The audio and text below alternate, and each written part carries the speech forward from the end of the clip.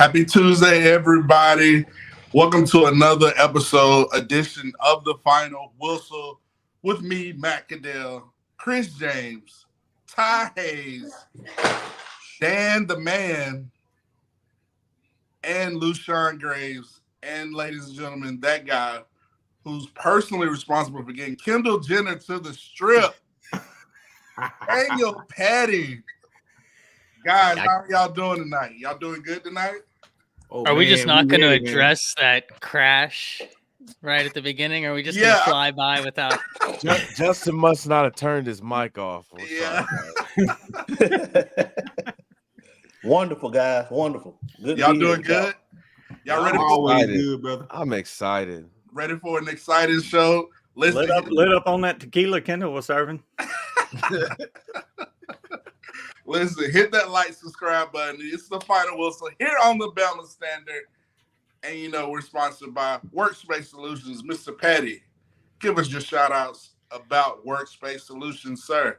That's right. With WorkspacePros.com, you see it right there on the screen. That's Workspace Solutions. That's one of the main sponsors here at the Bama Standard. Check us out.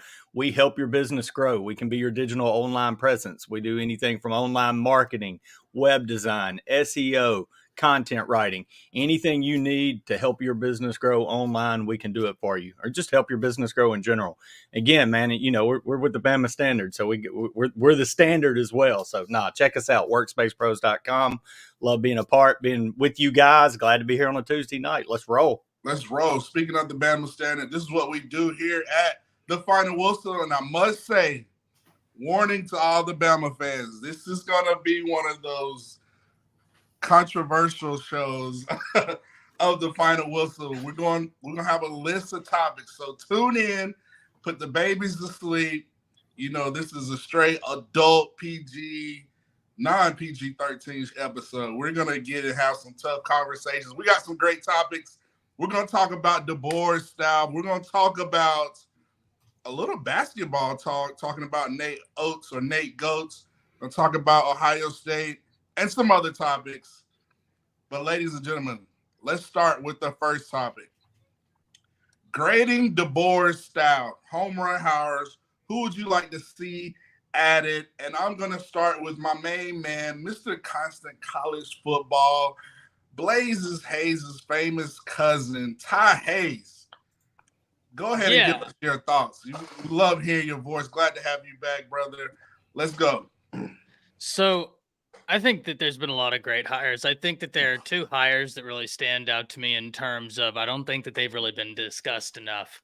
And they're both on the defensive side. I think we can talk about the offensive hires all day, but it goes without saying in terms of Scott Huff, Shepard, keeping Gillespie. But on the defensive side, two names I want to talk about. One, Maurice Linguist. This guy was a head coach coming down, now going to be a defensive backs coach from North Texas. He's from Dallas. He played down in Waco. He's coached in Houston, coached in the NFL. So he's been in the two biggest markets in Texas and has successfully recruited both of those. But the other is Coach Hitchler from Wisconsin. And guys, I don't know if y'all really knew this, but whenever you dive into him, he was responsible of 7 of Wisconsin's 21 recruits. In fact, he actually came in as a top 15 recruiter in all of college football. And when you think about doing that at somewhere like Wisconsin, that's super impressive. To add on to that, he did unbelievable work at Cincinnati. He was credited with a lot of the development we saw in that secondary whenever they had the two cornerback, Sauce Gardner, and I believe the other one was Kobe Young. Was that his name? Kobe Bryant. What is it? Kobe Bryant, yeah. And Chris is over here just slurping down on those wings. My goodness gracious.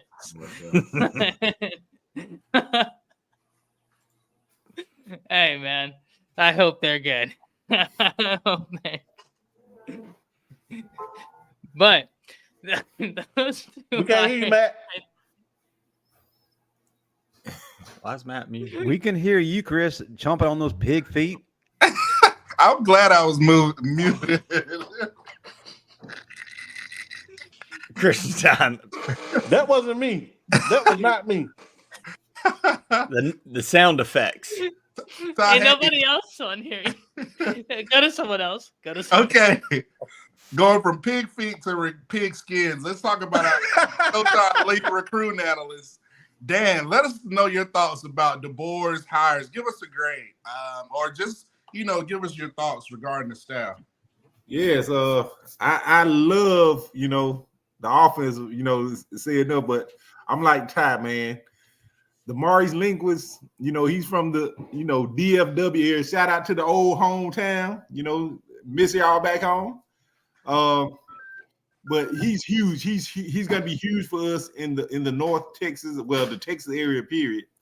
But also, to go and get a FCS head coach in Kane Wommack, that is huge. He's building an excellent staff. You can't say enough about what he's done. Hopefully we can hold on to Grubb, offensively. But still, it's been home run hire at every level, every spot. I love it. I love it. Mr. Graves, give us your thoughts. And don't hold back. I never do. So I would say, the home run hires for me would be mostly on the offensive side, as we talked about. But I'd say primarily Shepard and Huff, just because I feel like those two position groups in the last couple of years are the ones that have mainly fallen off on the offensive side of the football. And I'm going to put an asterisk on Grubb, because if we retain him, I feel like he's going to be the X factor of the season, just with who he's going to be able to develop in every room. And that's across the offense as a whole. Now, as far as the defensive side, I'd say just an important hire was Kane Wommack. I'm excited to see what his new defensive scheme is going to do. I think it's a very, very good hire. I think it's going to be a fresh look at defense, and the kids are going to like it. And it's going to be interesting to see how the rest of the SEC responds to it.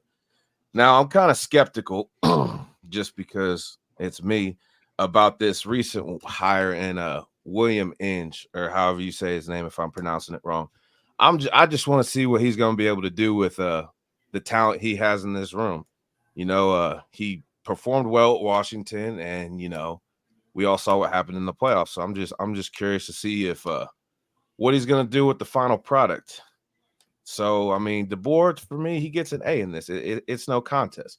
This coaching staff is going to be a catalyst in ringing the bell of a new Alabama nation, and we all need to get behind it, because it's going to happen. It's going to happen quick. A lot of competition coming this spring. I'm looking forward to it. Love it. I love it. I love it. Mr. Petty, give us your thoughts regarding DeBoer's style. I'm gonna double down with the A after every add on to what everybody said. How can you not give him an A for what he's brought in? But what I'm gonna point to is he brought in the best pieces of that offense from Washington, with Grubb and Huff on the offensive line, which I think he's dynamic, and Shepard.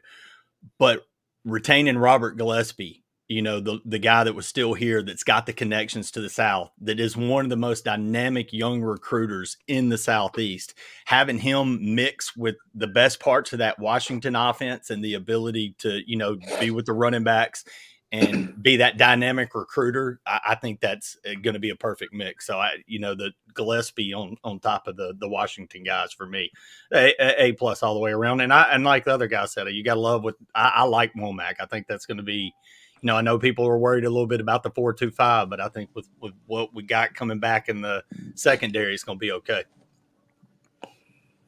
Love it. I love it. I love it. Chris, your thoughts, sir? And I'm not talking fried chicken. I ain't talking flats. Or pig feet. Hey, but I think that, man, the most important part was he brought back two key recruiters, and both one on each side of the ball. First off, we didn't want to lose Justice Haynes, so by him keeping Gillespie, that was huge, and keeping Justice Haynes, Jam Miller, and Richard Young, that was huge, and I think that kind of helped seal the deal on Daniel Young. On the defensive side, keeping Freddie Roach, we were able to keep those defensive linemen. So I think that was huge, just to be able to have that's big, being able to have a familiar face on the sidelines or whatnot, to kind of, make you comfortable, knowing that you have somebody on the staff that you know. But those hires he made on the defensive side of the ball, mainly in the secondary, that was like people. I don't think that people understand just how clutch that was. Those secondary hires, like people talking about T-Rob this, T-Rob that, but just watch the development of these guys. Just watch the development for these guys, and I mean, I just give it an A all the way around, man. Like I really think that he took his time. He didn't rush anything, so every hire was thought out. It was done with purpose. You get what I'm saying? So he didn't rush any hires, and I think that's key. He got the guys in that he wanted. He went and got head coaches, man, for position coaches. You know what I'm saying? So he was like, I'm gonna put together an all-star staff. You may not know, a lot of people may not know those, they may not be big household names in the Southeast, but they'll know by the end of the season. They'll know who these guys are. And I mean, I'm excited, man. I'm ready to see the adjustments we make in the spring and the progress of the quarterback position. I agree. Yeah, I'm excited about the hires. I'm really excited about what he did. Obviously, offensively, defensively, but in the recruiting, the player personnel, the GMs, those type of guys, he brought in a lot of guys. He brought a guy from TCU, I think Hodges. He brought in a guy from NC State. We got Courtney Morgan. So we got Malcolm Wayne. So we got a lot of guys off the field that can really help with the roster, handling a lot of duties, player personnel, really good GM hires, and I'm just excited about the staff. Hopefully we keep Grubb. I think we do, but at the end of the day, I think Kalen DeBoer knows what he's doing when it comes to offense. Yeah.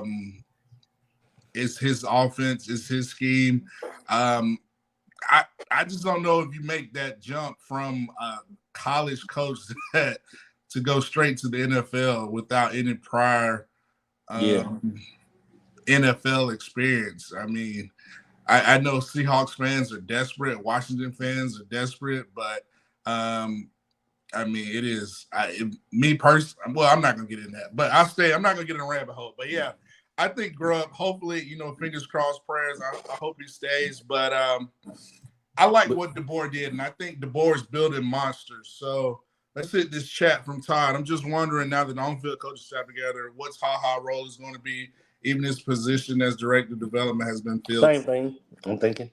Yeah, I think him, Chapman, Duval, I think all those guys are still going to be locked in. From what I heard, the recruiting personnel that was there with Saban are still kind of there. The young ladies, Ashley, Kimber, all those. So think it's good. So Ty, you want to do the next topic, sir? Let's do it.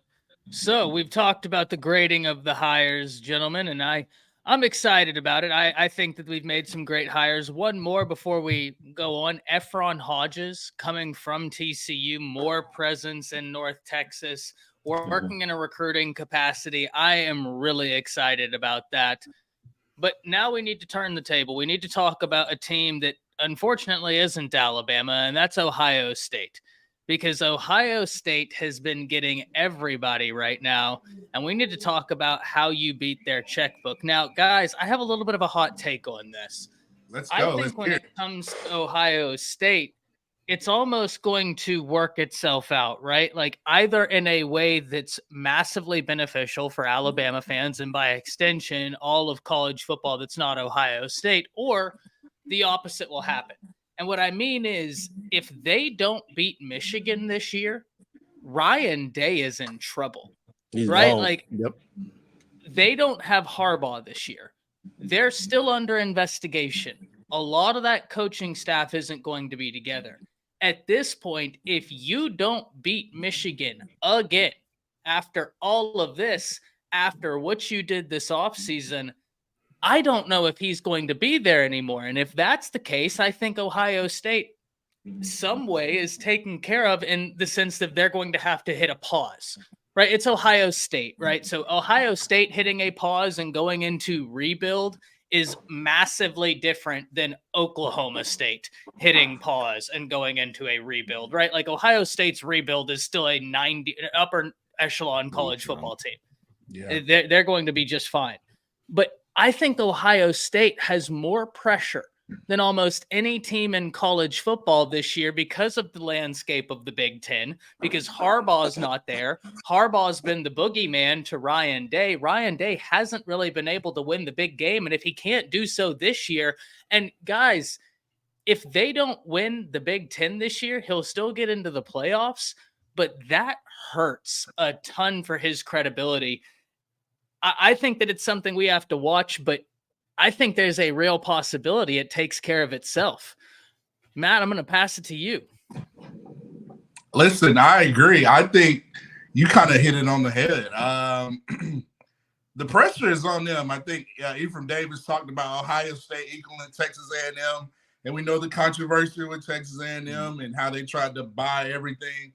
They're just putting more pressure on them. You know, whether it's recruits, they're just offering all these checks, but at the end of the day, you got to play ball. and Ryan Day's he's some Bill O'Brien, Boston College rumors out there. He's got a lot of talent. He's got Sane, he's got Nolan, he's got Will Howard. He's got to figure out that quarterback position because somebody's not going to be happy in the age of transfer portal. So he's got a lot of pressure. So I think what's important for Alabama, obviously, we continue to build on Yay Alabama and our NIL and everything. But at the end of the day, it's still the Big Ten, guys. Like, at the end of the day, the SEC, most of those guys are going to be turning in to see what's going on in the SEC. And, it sounds good. I know maybe recruits are excited. The paychecks aren't there. But at the end of the day, I think in Alabama, all we got to do is win and show that we are still Alabama and the Crimson Tide. And I think it's going to work itself out. And I think Ohio State's just got so much pressure on them. They got a lot to figure out. And we saw from Texas A&M that, listen, it's going to be not as hard. I mean, you got Oregon, all of them coming into the Big Ten. So it's going to be interesting to see. So I think that's how you beat Ohio State, handling your business, Alabama. Chris? Yeah, I think that Ohio State has a tremendous amount of pressure on them. Number one, the Judkins kid. You have Travion Henderson coming back. Then you bring in what's said to be a questionable character guy in Judkins. Because it's like Bama said no, and other schools just wouldn't recruit him because of some of the antics he pulled at Ole Miss. So if Ryan Day doesn't get it done this year, I think he's out the door. I really believe it. He has to make a championship appearance or something, or he has to do something. He can't lose to Michigan, first off. But, I mean, he has zero room for error. First off, I think he's a good recruiter, but I think he's an overrated coach. Yeah. I don't think he's a big game coach. Maybe it's because he has to go against Harbaugh. Harbaugh is a good coach, but I just think he's overrated, first off. But he has the talent. I mean, you just took Bama's best defensive player. You just took Ole Miss's best player. So, I mean, you're getting guys. You just took K-State's best player. It's no excuse, man. It's no excuse. You're loaded. You're loaded everywhere. So, if he drops the ball, if they drop the ball this year, man, first off, teams are – I think that's going to be kind of like a blueprint for teams that don't go all out on Neal. You get what I'm saying? Because I think $3 million for a college player, that's ridiculous, man. That is flat out ridiculous. I mean, I don't know. It's kind of sickening. It's kind of sickening, how some of this is going. But it's like you're not putting guys in there that really that there's going to be locker room guys that are going to fit. It's like you're trying to win at all costs. You get what I'm saying? Because he brought in Judkins, man. So I don't know. I think it's going to be a very questionable move because he's going to be frustrated when Travion Henderson gets hot, and he's going to be the guy. But I think it's going to be some dissension in that locker room at some point. I really believe, and I believe that's going to do them in. Patty? No, yeah, I was going to chime in, man. He was mad in the Peach Bowl because he wasn't getting enough carries as the starter. What's he going to do when he's splitting carries with Henderson, who's going to be the starter? I mean, but it's just echoing what you guys say. I think it's put up or shut up time for Ryan Day. I don't think he's a great coach. I think should have won more. I think he should have beat Harbaugh in one of those years, but he hadn't done it yet. And I mean, he didn't do it this year, and that was a team who we're assuming Moore is going to be the coach, and that he coached that team last year. So I mean, it's going to be about the same thing.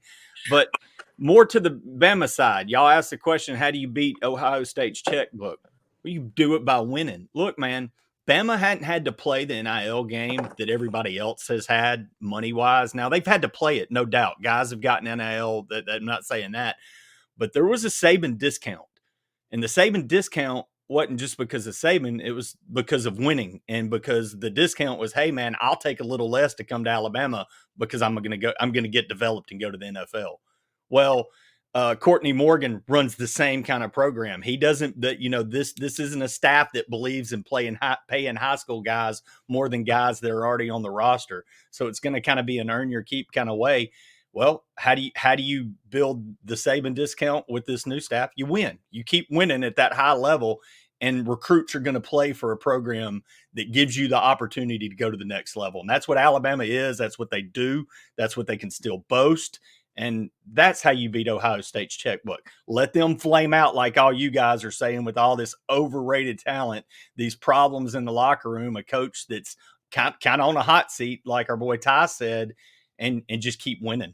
And that works for itself. I agree. And before we get to Lushan, Keith Holcomb, shouts out to Keith Holcomb. He's got a great comment. He says Buckeyes can't take a team seriously that has a set of nuts for a mess. But they do have nuts. I love it. I love it. I love it. Little Buckeyes, small, tiny nuts. Like acorns. Lushan, give us your thoughts regarding you up there in Buckeye Nation. Tell us how we handle these Buckeyes. I'll tell you how you handle. We don't give a piss about nothing but the damn Tide. I ain't talking about them. I'm going to tell you simple how it's going to be. We beat this whole Oprah narrative of college football NIL simply by being the same monster we've been for decades. We do the same thing we've done for years. We reestablish the fact that we run the trenches on both sides of the damn ball. We play physical and with discipline. And most importantly, we win with dominance. Dominance in winning is how you beat the NIL. It's how you beat everything. You win, titles, rings are forever. A car, car gonna eventually break down, but a ring, guess what? That's gonna be forever. Shouts out to Isaiah Bond in the Bronco. Is that roll time? Give a pass about number 10. Miracle. Appreciate it, Willie. Like Willie said. Blitz, Bama Blitz. Dan, your thoughts, sir? I agree with everyone. Like Lushan said, you compete with it by winning. Now, you see, you have teams that teams of expectation and teams of hope. You know what I'm saying? Teams that playing the big NIL game, they're going all out hoping. Yeah. We have an expectation. It is what it is at Bama. We expect to win. Michigan, they had an expectation. Successful teams, are the ones that's had the standard when it comes to NIL. It just is what it is. The teams that going at the NIL over aggressively, they haven't had success. So there's no proven blueprint that's gonna work. I love it. So, I just expect, it'll be the hot thing. That's just the new hot team now. You know what I'm saying? That's just what it is. It'll flame out. When their players, I expect those guys, man, be there 1 or 2 years and then flame out, hit the portal. So it is what it is now. That's the new landscape of college football. Speaking of flaming out, Final Whistle won't flame out because we're not like the NCAA. Shouts out to Ballistic Boomer for a great comment. He says, beware of Ohio State of becoming a team full of prima donnas. Hard to have a good camaraderie in the locker room. And I'll say this, when you got guys making a lot of money, the desire to go out there and win is not as high. Like, because you already know you got $2 million in the bank. You don't care about winning or losing that much, so you got a lot of egos. You got a lot of it's going to be hard to find a team unit, and teams who are together that have the brotherhood, that fight for one another, have that camaraderie. Those are going to be the teams who are going to be holding that trophy at the end. And I'm going to tell you something. When you got a guy that has $3 million in his bank account driving a Lambo or whatever he's driving, but you got another guy that's riding a scooter to class on the same team. Yeah. Listen, you ain't gonna want to mess with that guy on the scooter. I'm telling you. I'm serious, man. Like that can really bad cause thing on something the team. Hey, Ballistic deserves bonus points. Yeah, like Matt will tell you, man, back during the summertime, man, we used to put meals together, man. Man, but that's what made it so fun. Like it's all about each other. We would take care of each other. Like now you got so many egos, social media, look at me, girls, ladies, it is what it is. That can ruin a lot of guys in the head, in the locker room, the camaraderie when crunch time comes. And this guy's making such an amount of money. This guy's not. It's hard. That's why in the NFL, the teams who tend to have the best locker rooms always tend to end up at the, in the championship, so it is what it is, so money can only get you so far. You can have the biggest bank. Look at the Dallas Cowboys. A&M. You look at A&M, they got the biggest checkbook Jerry Jones got, but they can't win nothing when the push comes to shove. So I can hear you going to ask for some NIL, Matt. Like, hey man, Kareem can afford a whole slab of ribs, and I can't even get one. Thank you, rib specialist right here. Rib recipes. I was wondering, man, y'all's thoughts if y'all were on the team. When y'all were playing, if some dude was bringing it in, and you're like you said, it would struggle at times. People don't realize, man, it's not always glitz for you guys. I don't know. But that's when you struggle together, like you hang out together, you go out together, like y'all, somebody put up the grill, everybody eating, like it's like you still hang out with each other. That's going to be hard when you got NIL, age of social media. Like it's going to be it's going to be tricky for Ohio State. And you just look at the quarterback room. I mean, you talked about the running back room. Like you got Nolan, Howard, Julian Sam. Like, I mean, Ryan Day, kudos to you. I don't know how you're going to do it, but it is what it is. And all those 5-star wide receivers in there. He got 15 5-star wide receivers. Yeah. But yeah, man, but that camaraderie matters, man. Like Matt was my neighbor. We lived across the hall from each other. Yep. And we had our doors stayed open, like wide open. Our doors to our apartments wide open. We just walk in and out. Like, like that's the type of brotherhood we had. We struggled together. One had, we all had. Yeah. But now, like, you got a guy that's sitting over there driving a Lambo, and you can't. Egos. You can't even go get you a Wendy's 4 for $4. That's a bad look, man. It's like, dude, it's just, especially, and think about it, especially those guys that they're paying millions of dollars to come in as freshmen that haven't even played a down, and you got a veteran on the team. Like, oh my God, man! Like that's why Courtney Morgan is gonna, in the long run, this is gonna benefit teams like Bama, and Georgia, teams that do it the right way. Like I'm not mad at Georgia at all for paying Beck that money. He's a fifth-year senior. He's earned it. Well, they had to for him to come back. You had to pay him $4 million. Yeah, but he earned it. You get what I'm saying? He almost owed Stetson Bennett. But when you got guys that haven't played a down, Ty, making all that type of money, like you haven't even proven yourself, dude. I don't know. I will say this: the last quarterback that I know that bought a Lambo it's crazy. was Spencer Rattler, and the Gamecocks didn't do too good this past year. But interesting to see. Ty Hayes, you're gonna lead us to our next topic. Yeah, so now we need to go back to the Tide, right? We've talked about Ohio State, but now we need to talk about this offense for Alabama because I think that's where a lot of the excitement is. I think if we're talking questions, people have a little bit of questions on the defensive side. I don't know how many questions exist on the offensive side.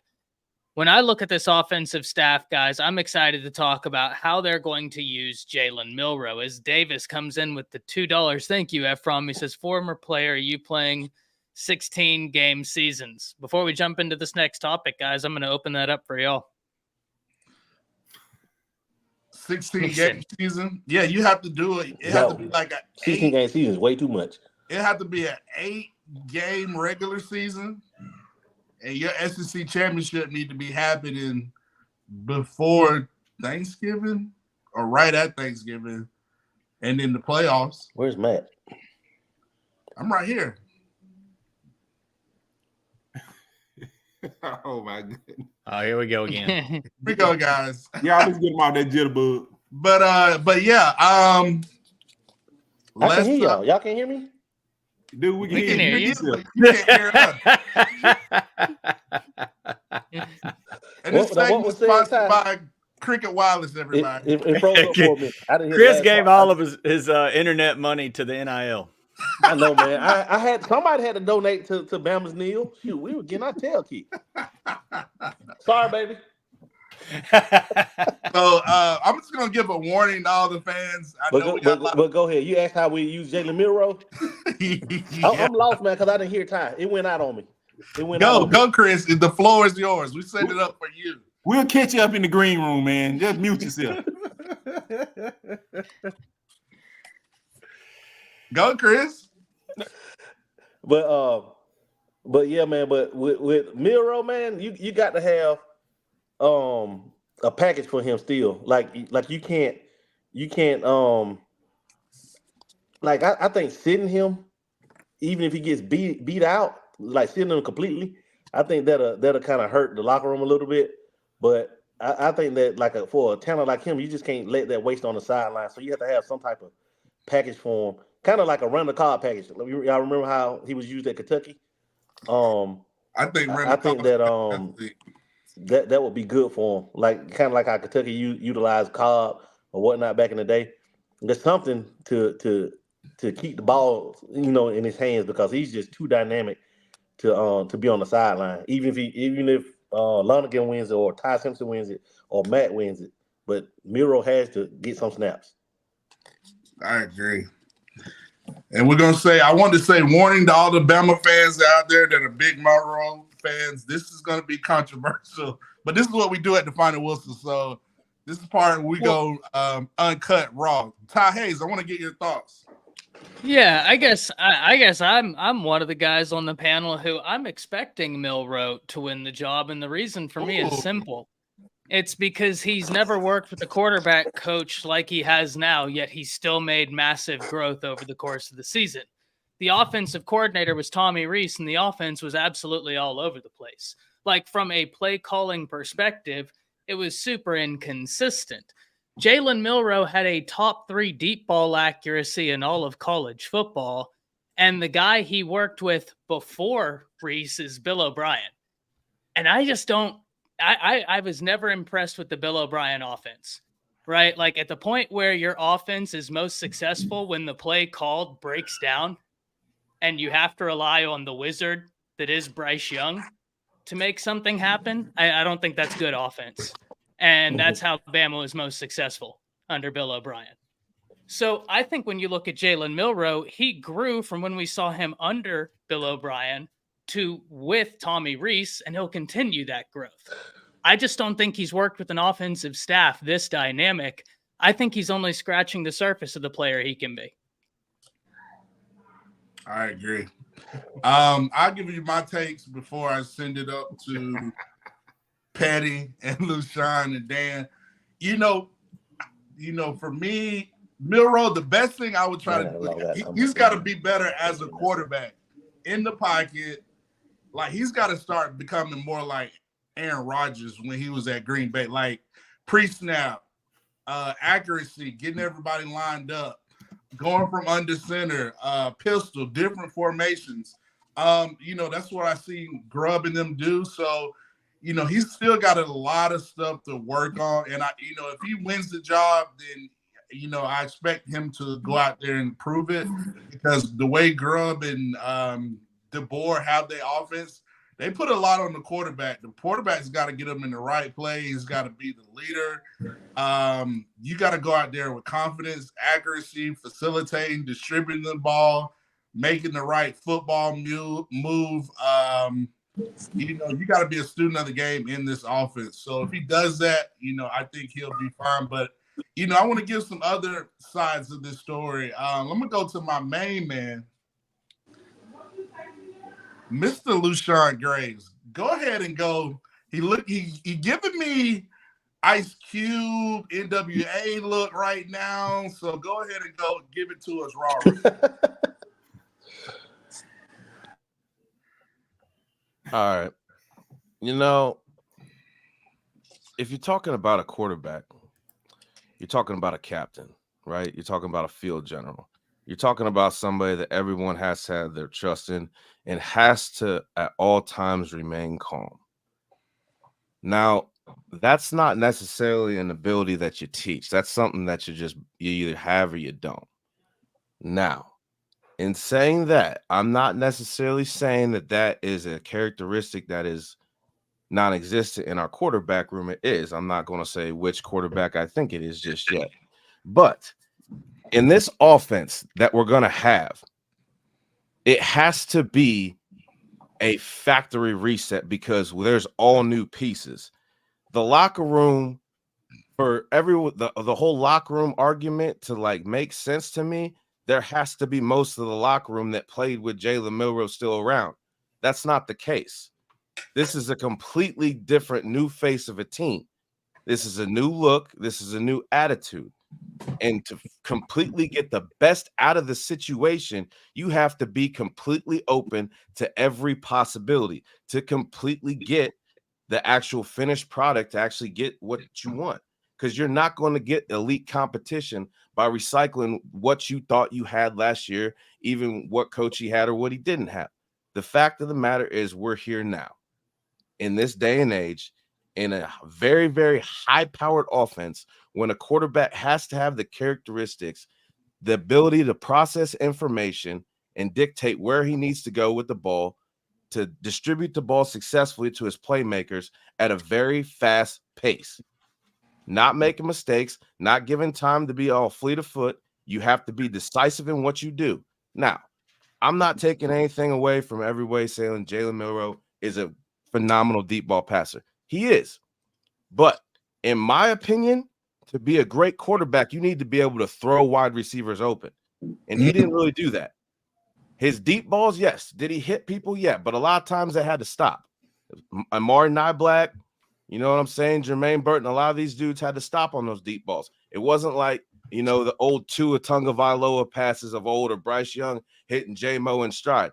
These are the type of quarterbacks that you need to have in this type of offense. And specifically, you need to have a mind that when he sees something on defense, he's not just all deer in the headlights, all confused. He needs to already know what he's doing before that defense makes a move. He's got to already have a defensive scouting report. Okay, I know what this guy likes to do. Here's what he's doing. Here's what I'm about to do.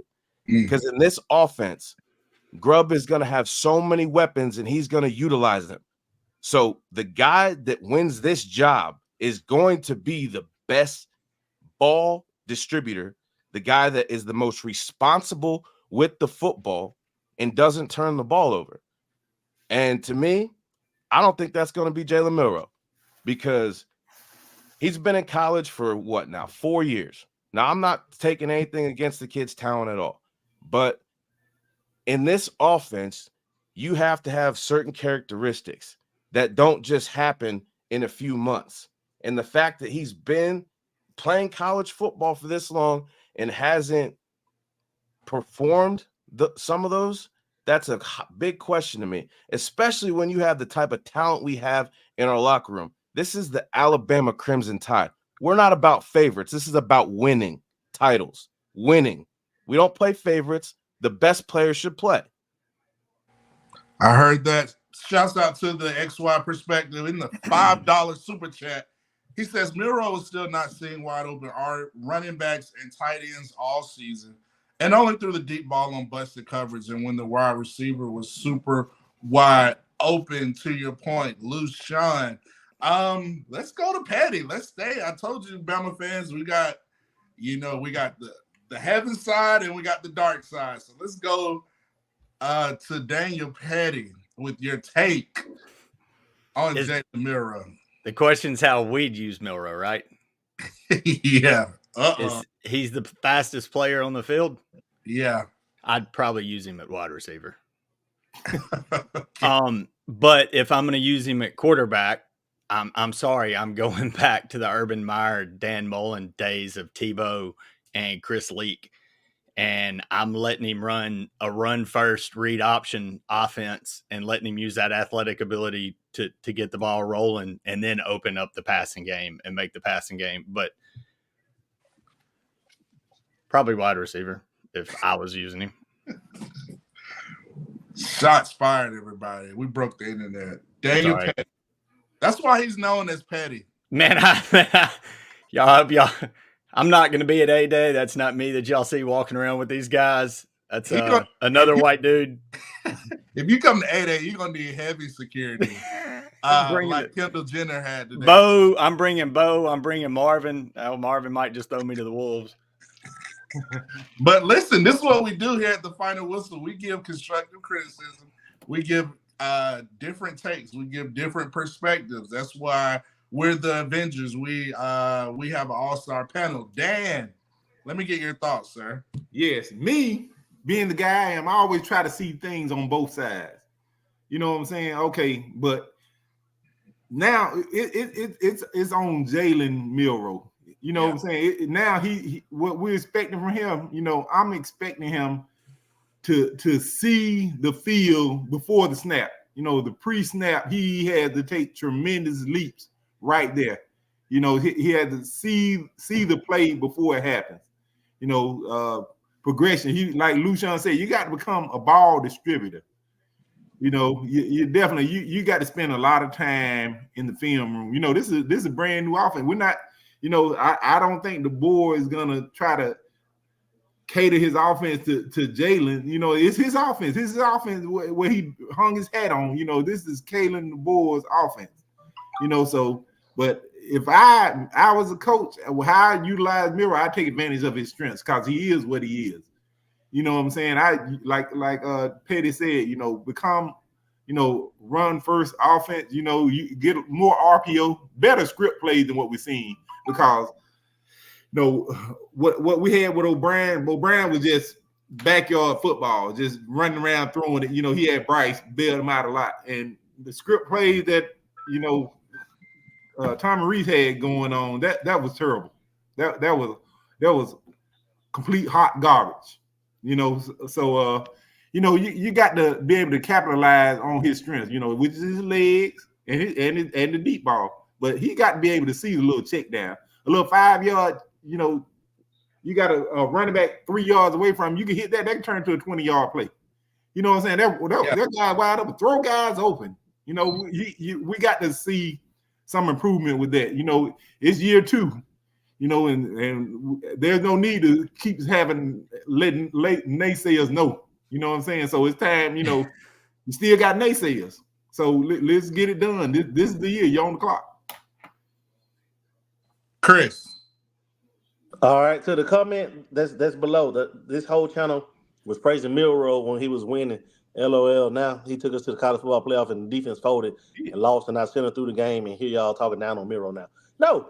We're not talking down on Milroe. It's the fact that we have an offense now that's pass first, wide open attack. That's different. Like when Milroe was in Reese's offense, that's a whole completely different monster. Now you need a quarterback that's going to throw receivers open. And I saw another comment that said, "What quarterback in college is really throwing guys open? Y'all tripping. What guys in college are really throwing guys open? Did you not watch Michael Penix? Did you not see Jaden Daniels? Did you not see Caleb Williams? Did you not see Drake May? Those are guys that are throwing guys open. So, I mean, I love Milroe. We all love Milroe, but at the same time, we all want to win. And in that playoff game, like he didn't have his best performance. He looked like Milroe from week 1, right? Milroe from week 2 against Texas. So there was a lot left, on the field, a lot of meat on the bone. So basically, I mean, it's not. I don't know. It's the truth. Like this, is what we do on this channel. We tell the truth. It's not sugarcoating. I mean, we love the guy. He's a great guy, but still, if you don't think that there's some fine tuning left to do, then I'm sorry. I don't know how to tell you any other way. It's a lot to be desired from a passing standpoint. So, I mean, it is what it is. But it is okay to challenge guys. It is. Yeah. It is, and there's nothing wrong with it. And NFL coaches challenge you to hit that like button.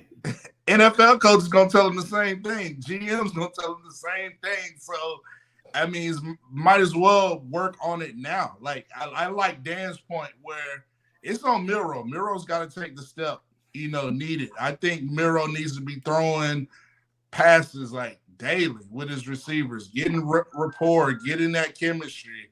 Once he gets the playbook, be a student in the playbook. Like he needs to take it to the next level is all I'm saying. It is what it is. But y'all talking about the Dan Mullen and Urban Meyer run, that's fine. But my question is, does that win you a national championship? And 9 times out of 10, that's not going to win you a national championship. Not anymore. So at the end of the day, is Alabama about winning national championships? Or are we about just, our favorite player? That's all I'm saying. And to that point, Matt, that he's going to get his. I don't think DeBoer or Grubb are going to change that offense to be a Mullen, or they're going to run their offense. So look, man, for all the people that think we're hating, which we're not, we love the kid. We love the heart. We've said a million times he poured his heart out, and if it's not for him, Bama doesn't go as far as they do. He made a lot of great plays this year.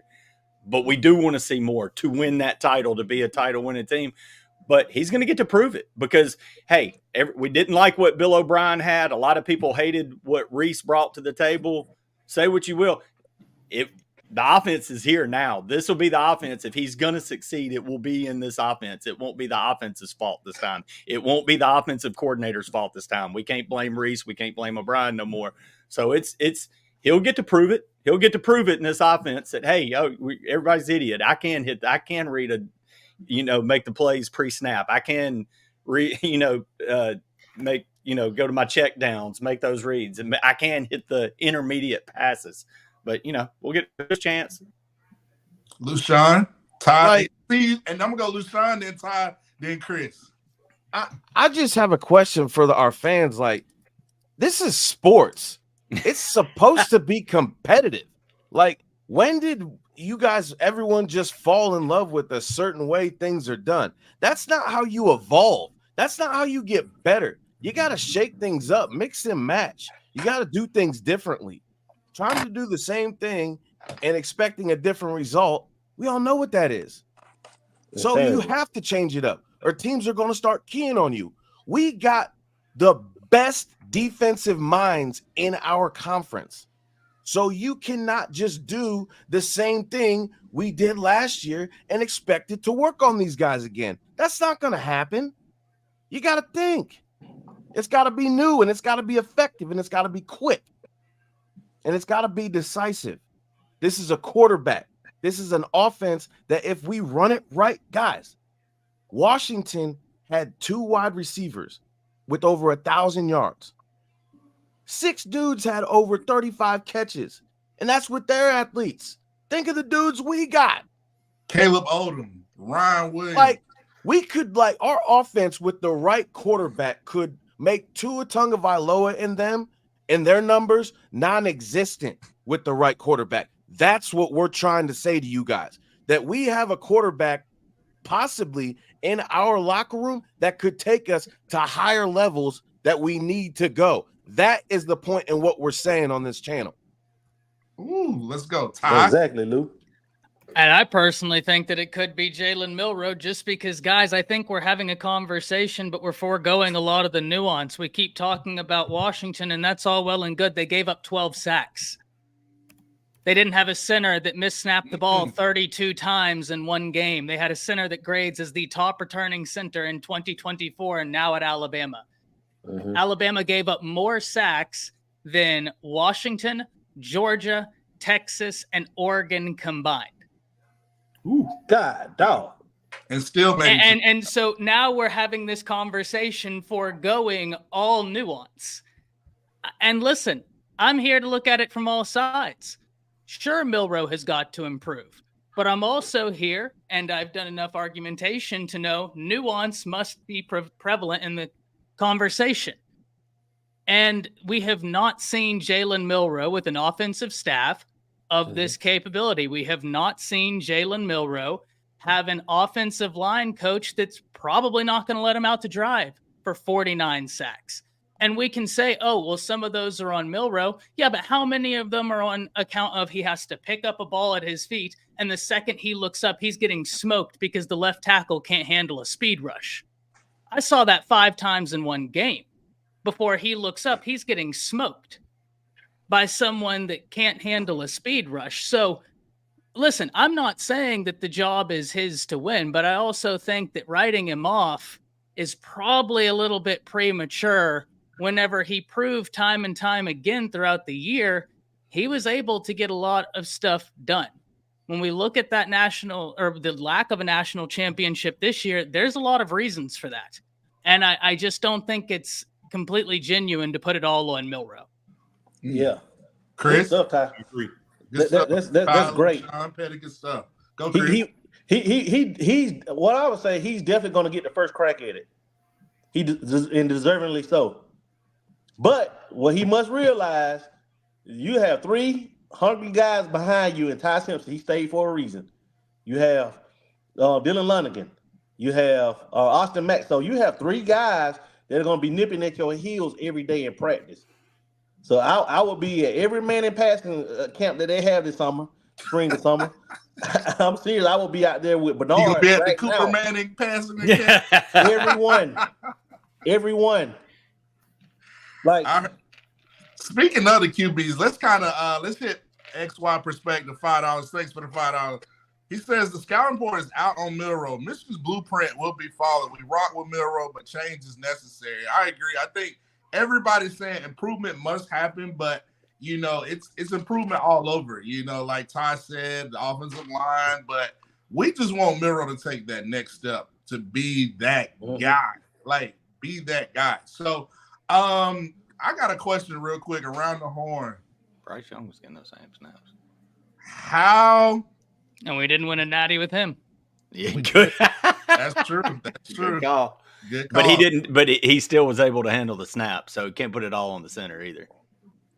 I don't think it was as bad with Bryce Young as it was with Jalen Milroe. I don't think I've ever seen a meltdown like I saw from the center in the Michigan game. Man, y'all know what the reason was. Yeah, there's yeah. And we talked about it. And again, that was on the quarterback too. So hey, Lou, but we talked about the reason why some of those snaps may have been the way they were. That's what I'm saying. But still, in the end of because the triangle. Let's go. The triangle. Okay. Ty, let me get your thoughts. Give me your top 3 quarterbacks right after the A-Day game. Who you think is how it's going to pan out? And I'm gonna go around. Boy. So I'm going to go Milroe first, and understand I'm going Milroe first because, and I don't disagree with you, Petty, Lushan, that there is an open quarterback competition. I think we're all in lockstep agreement there, and I think Milroe will be pushed because I think it's a great quarterback room. I just happen to believe that he can take that extra step. I think that there's a lot more to his game, and I think we're only seeing the beginning of it. It's not more of anything bad on the other guys. I just think that Milroe will be, and I think I'm going to put him number 1 because he has the familiarity with the wide receivers right now. He has the reps with the wide receivers, and going into spring, that's going to be big. Number 2, this is tough for me, guys. Number 2 becomes tough because Dylan Lonergan had a lot of praise Dylan Lonergan was turning some heads, but I got to admit, I love the competitive fire of Ty Simpson. Like, he has earned more of my respect every time I hear, like, coming back, knowing that this is a loaded quarterback room and saying, no, I'm going to battle, when it looked like it was kind of all she wrote and that it was more clear that it was going to be Milroe's job before we knew Saban was retiring, he was still down to say, no, I want to make this interesting. So it's tough for me to say, it's tough for me to even give a top three. I'm excited for the entire quarterback room at A-Day because Austin Mack, he's the only guy that has an understanding of what this offense wants to do. Remember, ladies and gentlemen, he was, I believe, a top 55 recruit in the nation, reclassified, was ranked at like 87 after reclassifying, and then went to Washington. Like, he should be a true freshman this year. So I have no idea. I have no idea with the quarterback room, but I do think Milroe's going to be that first guy because he has the experience with the wide receivers, and I do believe he can take that step up. But I also think Alabama has maybe one of the more slept-on quarterback rooms in college football. I heard that. Chris, give me your top three. Soon as the clock strikes 0. I don't think Milroe's going to lose his spot in the spring. If he does, it'll be fall camp before the season. It won't be the spring. Okay. But let me tell you something though. You think about it, guys. It's like I just think that this is a bad system for Milroe. The reason being isn't because of the system. It's because of, like, for example, like Jalen Hurts. He still leaves. He's a great quarterback. He's shown remarkable improvement. He's shown, but he still leaves some to be desired in the passing department. You get what I'm saying? Yeah. Like, I would say Lamar Jackson and Josh Allen were two guys that have improved so much in the passing game that he's going to have to make that type of jump that they did. You get what I'm saying? To keep his job. Like, Josh Allen coming out of Wyoming wasn't a great, accurate quarterback. He just had all the intangible tools, the size. Yeah. He got better every year he's been in Buffalo. Lamar Jackson has gotten better every year he's in Baltimore. Jalen's gotten better, but he still leaves something to be desired. You get what I'm saying? And the same thing with Milroe. He's gonna have to show that type of improvement in order to hang on to his job because he has 3 gunslingers behind him that will get in there, man. With these receivers and backs and get that offense going and that rhythm going and those scrimmages and stuff. It's gonna be hard to keep them guys off the field, man. Like I don't think he loses the job in the spring, but spring will tell it all. You get what I'm saying? We'll know after spring who that QB1 will be. They may not announce it right then, but we would know going in the fall who the likely starter will be. So who's your 2 and 3? God, no, man. Dude, it's 4 of them, man. It's not gonna be no 2 and 3. I think it's gonna be a lot of them. That's it. No, you only gotta give 2 and 3. Come on. They didn't put it like this. They didn't bring Mac all the way from Washington for no reason. Okay. And who else? Who else? God, man. All right. Dylan Simpson. I see what you did there. I like that. I like that. Whichever one you want to use, baby. Patty. Let me get the Dylan Simpson. What'd you say, Lou? Let's hit $5 Ephraim Davis. Let's get $5 Ephraim Davis some love. How will Coach DeBoer handle the SEC media fan base? I think DeBoer, from what he had to do, he's perfect. What he had to do in the past 3 weeks. I mean, do a staff, recruit, media, all that stuff. I mean, I'm not worried about him handling the media or SEC fan base. I think having those rough couple 3 weeks is what's going to make this team it's going to make DeBoer that guy. So, and he's got Saban as his advisor. So, Patty, give us your top 3 quarterbacks right after A-Day that you think is going to perform the best at spring. Wait, did I think it's going to perform the best? Hold on. Why does the question change for me?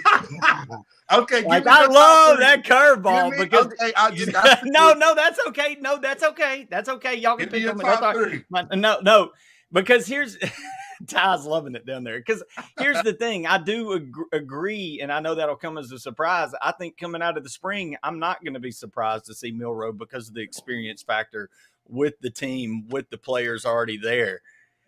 Also, I won't be shocked since you asked the daggum question if we all show up at A-Day and we're a little more excited about some of the other guys' performances. You know, man, he brought, like you said, he brought Mac for a reason.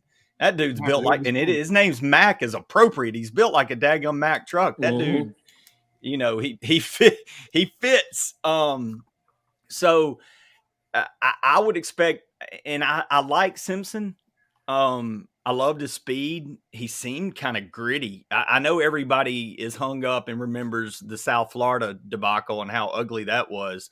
But when he came in later on in the year, man, the dude outside of the, you know, they're dropping the ball on the 1 yard line, the kid could play. So I don't know, man. I expect to see a hell of a fight with Lonergan and Ty and Mac. But again, man, I don't expect Milroe to go away from this thing. That kid's a damn warrior. He is an Alabama man. He doesn't just yell roll tide at the end of the game to cheerlead. That dude bleeds crimson, man, and he's gonna fight for this. So, you know, I don't know. It's gonna be hey, man. It's exciting. Hell, it's just call it that. It's exciting. I can't wait to see what comes of it. And man, all power to the kid, because from all accounts, anybody that knows him around the program, man, Milroe's one of the better dudes that's walked in this program, not named Matt Cadell or Chris James. So, you know, but no, I expect a hell of a fight. Lushan, top 3. Give it to us. Lou don't care, man. No Vaseline. Lou don't care. No Vaseline. I don't. I really don't. Because to me, this is about winning. Winning. And DeBoer is about winning.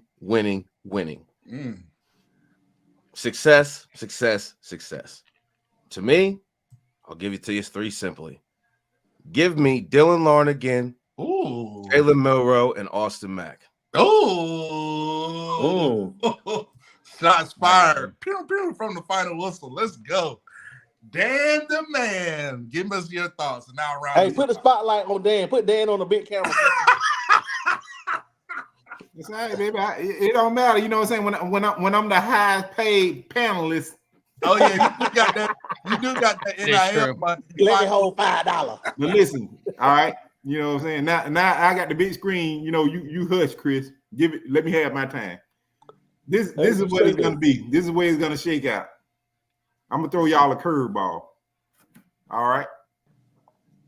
Starting quarterback is gonna be the winner of Jalen Milroe, Ty Simpson. Number 2 is gonna be Austin Mack. Number 3 is gonna be Dylan Lonergan. That's it. Ooh. Because the loser of Simpson Milroe is going to transfer. Period. End of story. Dude, Lonergan not going to be 3. I don't see Lonergan going to 3. That's what it's going to be. Is what it's going to be. Mac didn't come halfway across the country in the offense. He already knows to be quarterback number 3. But he might be number 2. That might mean Lonergan might be number 1. Ooh, okay. Let me give you my thoughts. Okay. I'll go Milroe 1. Then I'm gonna go Lonergan 2, Mac 3. This is coming off spring. So Ty be gone in the fall. That's my thought. Who do you expect to look the best in the spring game, Matt? Oh, I'm gonna go the top 2 quarterbacks. I think are gonna look the best. I think it's gonna be Mac and Lonergan. I say Matt because Matt knows the offense. I agree with that. Ty? Yeah. Ty thinks we're a bunch of dummies. No, I think that Mac makes sense, right? He knows the offense. I think that makes sense, and I think Lonergan is hyper impressive. I don't think that there's anything dumb about that whatsoever. Like I said, I just think that Milroe, whenever you hit the deep ball at the rate he did, like obviously you can throw the ball, right? And I just think that Alabama has benefited from great centers in the past, such as a Landon Dickerson, that have massively assisted the quarterbacks in being able to identify defensive pressures, defensive looks. Not only did we not have that, we didn't have a center that was consistently snapping the ball. We didn't have a left tackle that gave him more than 3.5 seconds to try and beat a speed rush. But don't get me wrong, Lonergan and Mack make a lot of sense. I think it'd probably be Mack and Milroe. If you're saying look the two best, Milroe knows the wide receivers, Mack knows the offense, and Lonergan, I think he's going to be right on the heels of both of them. Chris? Yeah, I'm with you on that. But like Ty said, man, like I'm gonna go off the pattern a little bit. Like 49 sacks, dog. Like I don't think that the O-line coach Wolford got enough Smoke. Heat. Like, dude. Yeah. Bruh, when both of your left tackles look like that, like they put him in, then they put Pritchard. Now watch how much better Elijah Pritchard will look after being under Huff. Just watch how much better our tackles play under Huff. Because you already know we're getting out of our guards and center. But watch the development of these tackles. I told Dan this. Wilkin Formby, don't be surprised if he takes one of these spots. Like, we have the dudes, that kid from A&M that just transferred in. That's going, like, he's a dude. Like, so that's definitely going to help out Jalen Milroe, because he definitely got a. I mean, come on, dude. If anybody that's picking up the ball off the ground to their right or to their left, and with a left tackle that can't block a wet noodle, like. And no doubt the center was bad. It was bad. The it was bad. Didn't help him. The center was rough. And I do think it got worse. So like you said, to your point, Chris, man, more heat should have been on that offensive line coach, because that was terrible. They didn't get better. They got worse. And look at the offensive line at Washington. Look, man, our guys had fat bellies versus athletic linemen getting to the next level, being able to pull on passing plays and stuff. You want to try to get our linemen to pull on a passing play, they can trip over their belly. Hell, come on, man. So Walker was the reason why they put on all that weight. Yeah. So, I mean, you're going to see, there's no doubt that the quarterbacks are going to benefit from the line play. I love it. All right. Any other thoughts, Lushawn? You got any thoughts about this? No, I said my piece. I love it. I said what I needed to say. Dan? No, let's put it in the article. I'm ready to get to this next topic, man. Boy, let's go. I'm ready. Okay, we got do it. National Signing Day tomorrow. We got the Iron Bowl of basketball. Let's get to it. Let's go. So, for all who celebrate tomorrow, happy Ryan Williams, Noah Carter Day to all the Alabama fans tomorrow. Quentin Reese, sleeper out of Birmingham, linebacker. I don't think nobody's talking about. Iron Bowl basketball preview, guys. Listen, Nate Oates made some shots fired today. I heard Bruce Pearl took some shots at Pringle. Listen, Morgan Freeman was down there in the game on the Neville Stadium Arena, whatever you want to call it, on Saturday. Kendall Jenner was in Tuscaloosa today. Listen, it's the Iron Bowl, baby. And this is going to be probably Alabama's one of the toughest tests they've had to play. Always going to Auburn. You know, this is the Iron Bowl. They're going to be rocked and rowdy.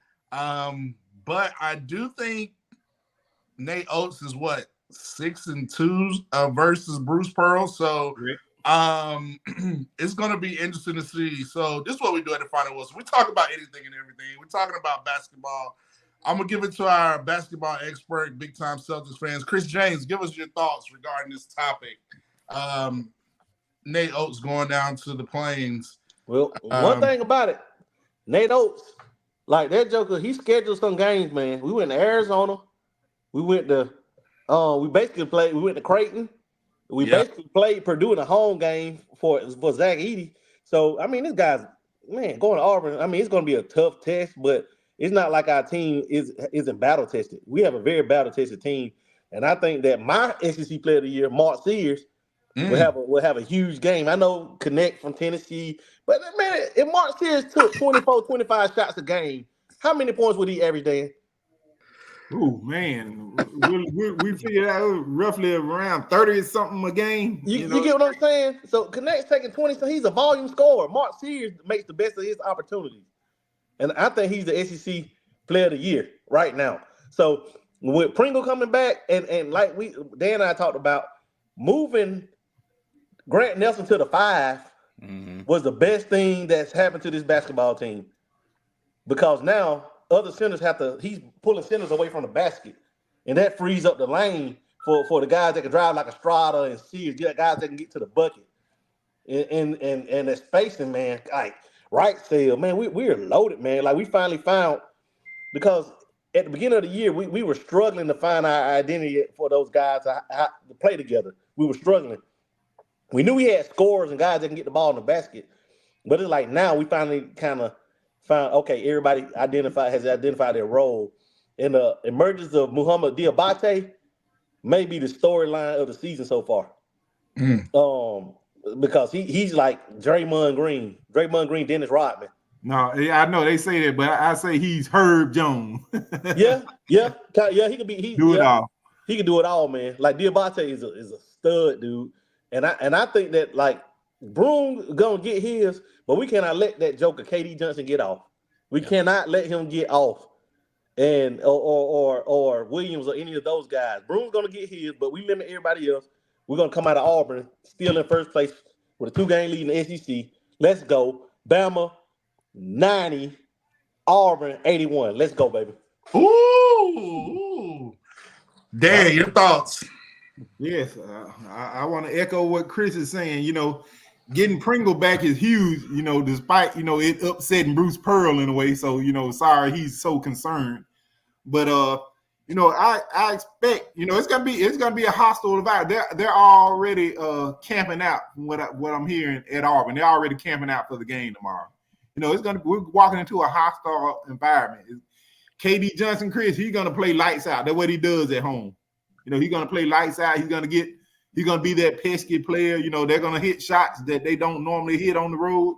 They're gonna come out on fire. It's just, will they be able to maintain it, through the course of the game? That's where Bama, the second half, we've been probably the most effective team in the country. We were in the hostile Georgia, and I was on air, doing the other show, and I was livid about how we came out flat. I mean, terrible against Georgia. Long as we don't do that tomorrow, I expect us to win. I kind of expect us to win going away toward the end.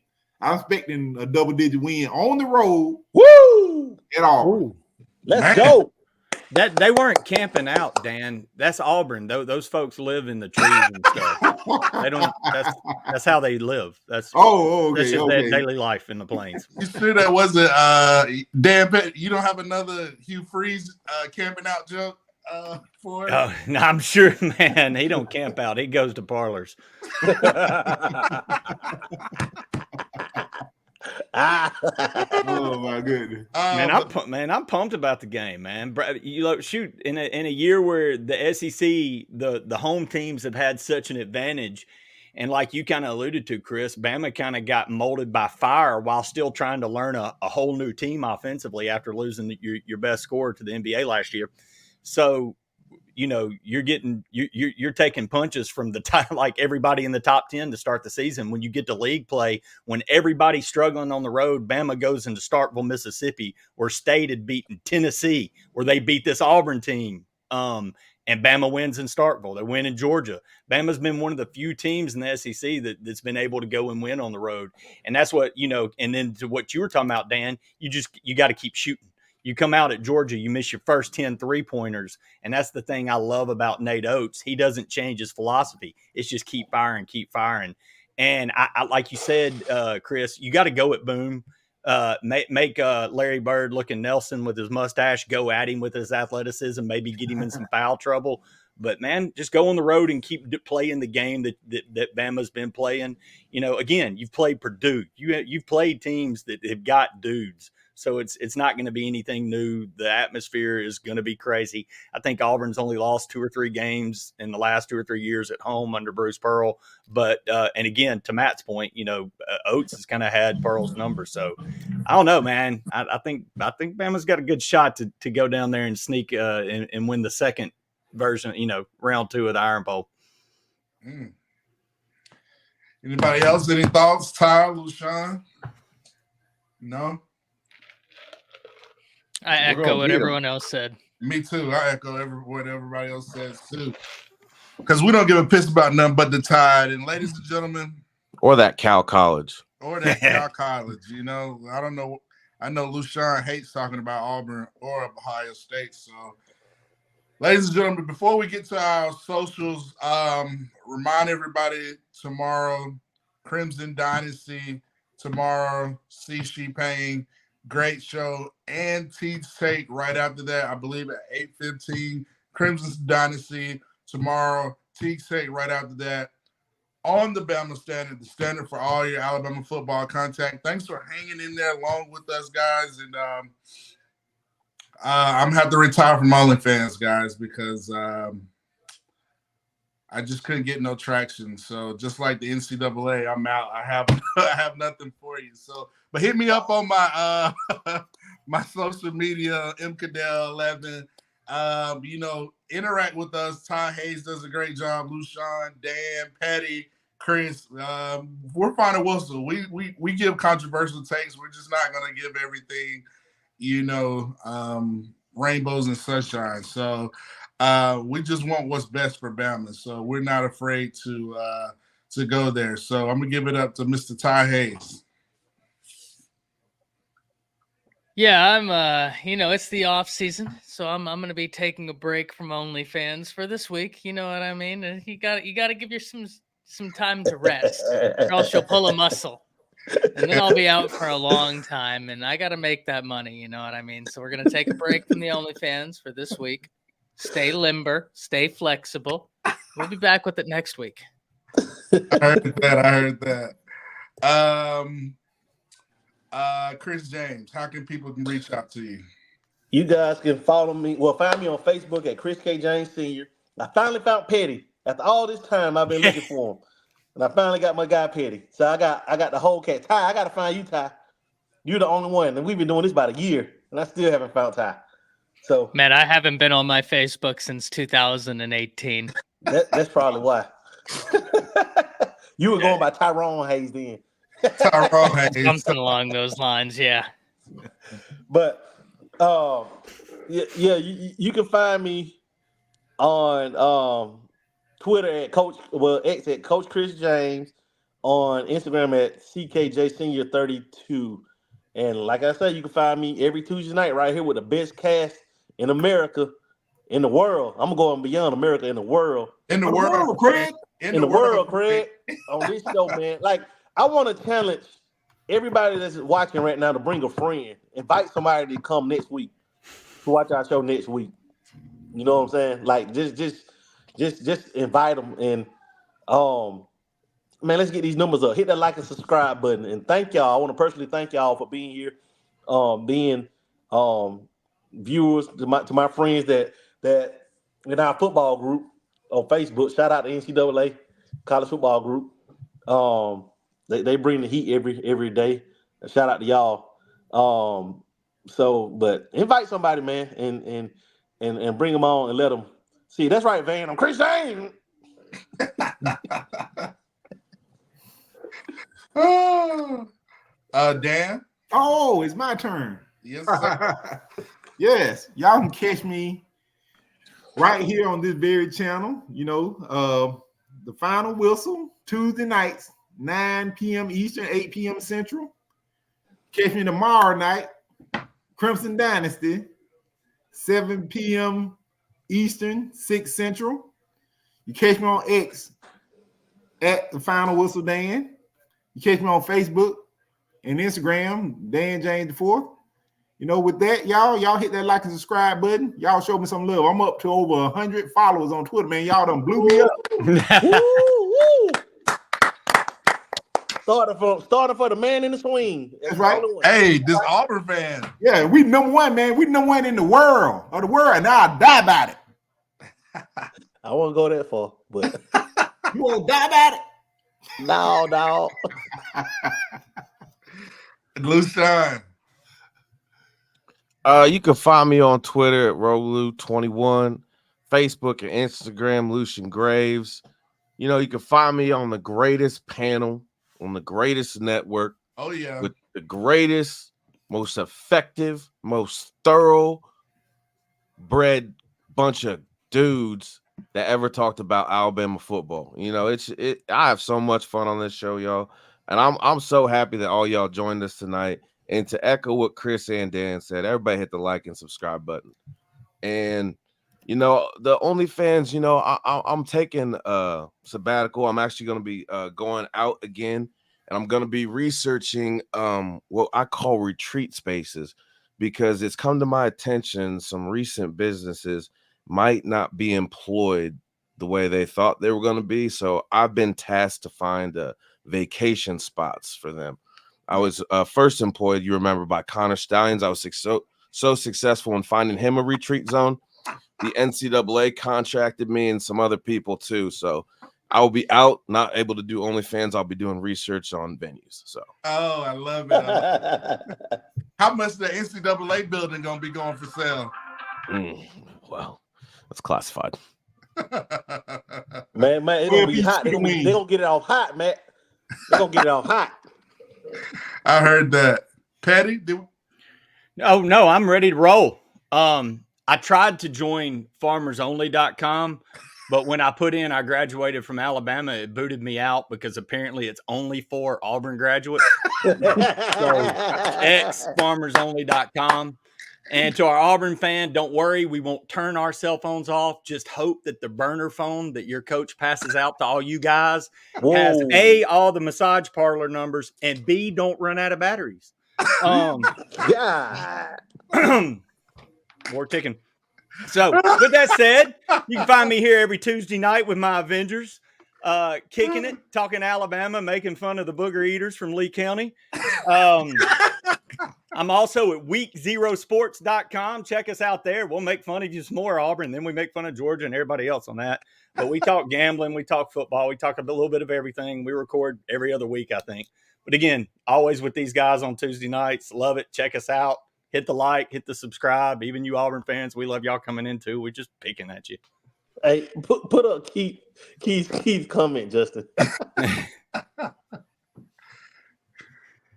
Hugh won't be there all year. He'll get busted in the process. I cannot confirm nor deny I might have been contracted by Freeze too. That's what I'm saying. Ladies and gentlemen, enjoy the football week. All you Swifties out there. Patty, I know you're the biggest Swiftie fan out there. So y'all have no idea. I know. How many times? What's the spread on how many times they're gonna show Taylor Swift doing the Super Bowl? Not enough. Over under 15.